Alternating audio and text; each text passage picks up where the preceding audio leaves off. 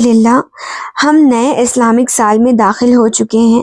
ہر سال کی طرح اس سال بھی عاشورہ کا روزہ رکھیں گے، لیکن سوال اب یہاں یہ ہے کہ عاشورہ کا روزہ کون سے دن ہے اور یہ روزہ کیوں رکھا جاتا ہے؟ اس سوال کا جواب یہ ہے کہ 10 محرم کو ایک روزہ رکھا جاتا ہے جسے عاشورہ کا روزہ کہتے ہیں، اور یہ روزہ سب سے پہلے حضرت موسیٰ علیہ السلام نے رکھا تھا فرعون کے غرق ہونے کی خوشی میں۔ یعنی 10 محرم وہ دن ہے جب اللہ رب العالمین نے سمندر کے بیچوں بیچ فرعون اور اس کی لشکر کو غرق کر دیا تھا۔ جب ہمارے پیارے نبی کریم صلی اللہ علیہ وسلم کو اس بات کا پتہ چلا کہ یہودی بھی اس خوشی میں روزہ رکھتے ہیں، تو آپ صلی اللہ علیہ وسلم نے فرمایا کہ ہمارے پیغمبر کی خوشی میں شامل ہونا تو ہمیں بدرجہ اولا ہمارے لیے زیادہ حق رکھتا ہے۔ تب اللہ کے رسول صلی اللہ علیہ وسلم نے اس دن کا روزہ رکھا،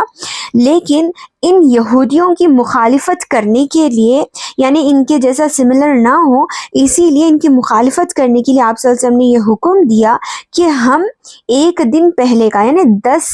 محرم کے ساتھ ساتھ اس کے ایک دن پہلے کا یا ایک دن بعد کا روزہ رکھیں، یعنی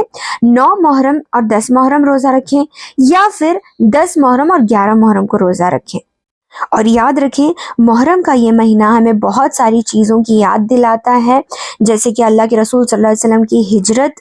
کہ کیسے مکہ والوں کی پریشان ستانے کی وجہ سے، پریشان کرنے کی وجہ سے مکہ چھوڑ کر اپنا عیش و آرام، اپنا سب کچھ قربان کر کے، اپنا گھر بار، اپنا سب کچھ چھوڑ کے، کیسے ان لوگوں نے صرف اور صرف اللہ کے خاطر ایک ایسی جگہ پر جہاں پر ان کے لیے کچھ بھی نہیں تھا، صرف اس امید کے ساتھ کہ اللہ رب العالمین کو راضی کریں، انہوں نے سفر کیا تھا، ہجرت کی تھی۔ اور یہ مہینہ ہمیں حسن اور حسین رضی اللہ عنہ کی شہادت کا بھی یاد دلاتا ہے، لیکن یہ چیز پولیٹکس سے ریلیٹڈ تھی۔ یاد رکھیں کہ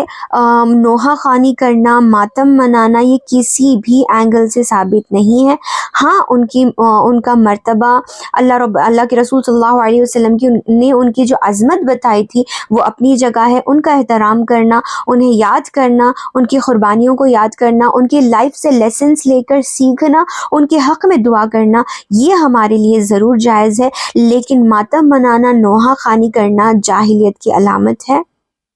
اس بات کا خاص خیال رکھیں۔